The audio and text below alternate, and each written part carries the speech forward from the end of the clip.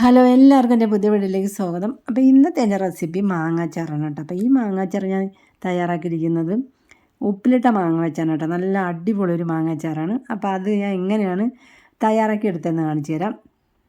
ഉപ്പിലിട്ട് എങ്ങനെയാണ് അത് എടുത്തതെന്ന് കാണിച്ചു തരാം. അപ്പോൾ അതിനായിട്ട് ഞാൻ എനിക്ക് കുറച്ച് നാട്ടുമാങ്ങ കേട്ടോ, നല്ല കറയുള്ള നാട്ടുമാങ്ങ. അത് ഞാൻ ഒരു ടിന്നിലിട്ടിട്ട് ഒരു 2-3 ആഴ്ച അതിൽ കല്ലുപ്പ് അതിൻ്റെ മുകളിൽ വിതറി അടച്ച് വെച്ചിരുന്നു. നമ്മൾ ഇടയ്ക്കിടയ്ക്ക് അടുത്തൊന്ന് കുലുക്കി കൊടുക്കണം കേട്ടോ. അപ്പോൾ ഉപ്പ് എല്ലാ സ്ഥലത്തും അങ്ങ് പിടിച്ചോളും.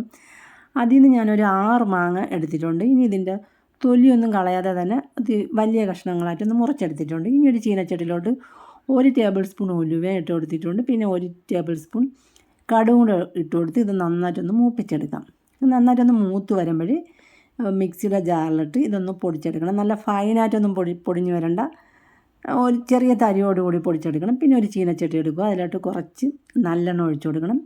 പിന്നെ 1 ടീസ്പൂൺ കടുകും 1 ടേബിൾ സ്പൂൺ വെളുത്തുള്ളി ചെറുതായിട്ട് അരിഞ്ഞതും വറ്റൽമുളകും 2-3 പച്ചമുളക് വട്ടത്തിലരിഞ്ഞതും.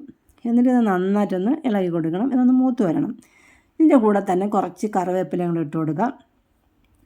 എന്നിട്ട് ഇതെല്ലാം കൂടെ നല്ലതുപോലെ ഒന്ന് മിക്സ് ചെയ്തതിന് ശേഷം ഇപ്പം നല്ല ചൂടാണ്, എന്നിട്ട് തീ ഓഫ് ചെയ്യണം. എന്നിട്ട് അതിലേക്ക് നമുക്ക് ഒരു 1/2 ടീസ്പൂൺ മഞ്ഞൾപ്പൊടിയും 2 ടേബിൾ സ്പൂൺ മുളക് പൊടി, കാശ്മീരി മുളക് ഉണ്ടെങ്കിൽ അതും കൂടെ നമുക്ക് കുറച്ച് ചേർത്ത് കൊടുക്കാം കേട്ടോ. അപ്പോൾ എരിവുള്ള മുളക് പൊടി ആയതുകൊണ്ട് ഞാൻ 2 ടേബിൾ സ്പൂൺ മുളക് പൊടി ചേർത്ത് കൊടുത്തിട്ടുണ്ട്. ഇനി ഇത് നന്നായിട്ടൊന്ന് മിക്സ് ചെയ്തതിന് ശേഷം നമ്മൾ കട്ട് ചെയ്ത് വെച്ചേക്കുന്ന മാങ്ങ ഇതിലേക്ക് ചേർത്ത് കൊടുക്കാം. ഞാൻ ഈ ഒരു പരുവത്തിലാണ് മാങ്ങ കട്ട് ചെയ്തെടുത്തേക്കുന്നത്. അത് വലിയ പീസായിട്ട് തന്നെ കട്ട് ചെയ്തെടുത്തേക്കുന്നത് കേട്ടോ. എന്നിട്ട് ഇതെല്ലാം കൂടി നല്ലതുപോലെ ഒന്ന് മിക്സ് ചെയ്തെടുക്കണം. അപ്പോൾ അരപ്പെല്ലാം ഈ മാങ്ങയിൽ നല്ലതുപോലെ പിടിക്കും. ഇതിലോട്ട് ഇനി 1 ടീസ്പൂൺ കായപ്പൊടിയും പിന്നെ നമ്മൾ നേരത്തെ മിക്സിയുടെ ജാറിൽ പൊടിച്ചെടുത്ത കടുവും ഉലുവയും കൂടെ വറുത്ത് പൊടിച്ചില്ലേ, അപ്പോൾ അതും കൂടെ ഇതിലോട്ട് ചേർത്ത് ഇതെല്ലാം കൂടെ നന്നായിട്ടൊന്ന് മിക്സ് ചെയ്തെടുക്കണം. അപ്പോൾ ഈ സമയത്ത് നമ്മൾ തീ ഓഫ് ചെയ്താണ് ഇട്ടേക്കുന്നത്. അപ്പോൾ ചാറ് വേണമെന്നുള്ളവർക്ക് ഇതിലോട്ട് കുറച്ച് തിളപ്പിച്ചറിയ വെള്ളം കൂടെ ചേർത്ത് കൊടുക്കാം. ഡ്രൈ ആയിട്ടാണ് അച്ചാർ വേണ്ടെങ്കിൽ വെള്ളം ചേർക്കേണ്ട ആവശ്യമില്ല കേട്ടോ. അപ്പോൾ ഞാൻ കുറച്ച് ചാറിന് വേണ്ടി കുറച്ച് തിളപ്പിച്ചറിയ വെള്ളം കൂടെ ഇതിലോട്ട് ചേർത്ത് കൊടുക്കുന്നുണ്ട്. അപ്പോൾ കറി നല്ല ഒന്ന് ലൂസായിട്ട് വരും. അപ്പോൾ ഇത് നല്ല ചാറോടുകൂടി അച്ചാറാണ് ഞാൻ ഉണ്ടാക്കുന്നത് കേട്ടോ.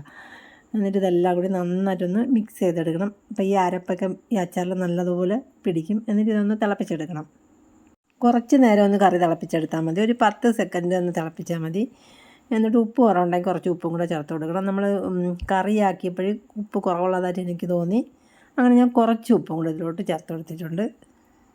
ഉപ്പിൽ നമ്മൾ മാങ്ങ ഇട്ട് വെച്ചിരുന്നുകൊണ്ട് ഇതിന് നല്ലോണം ഉപ്പ് പിടിച്ച മാങ്ങയാണ്. അപ്പോൾ നമ്മൾ ഉപ്പ് ചേർക്കുമ്പോൾ അത് നോക്കിയിട്ട് ചേർത്ത് കൊടുക്കണം, അല്ലെങ്കിൽ ഉപ്പ് കൂടി പോകാൻ സാധ്യതയുണ്ട്. അപ്പോൾ അതനുസരിച്ചിട്ട് ഉപ്പ് ഇട്ട് കൊടുക്കണം. അപ്പോൾ തീ ഓഫ് ചെയ്തിട്ടുണ്ട്. ഇനി ലാസ്റ്റിൽ നമുക്ക് കുറച്ച് വിനാഗിരിയും കൂടെ ചേർത്ത് കൊടുത്തിട്ട് ഇത് നന്നായിട്ടൊന്ന് മിക്സ് ചെയ്തെടുക്കണം.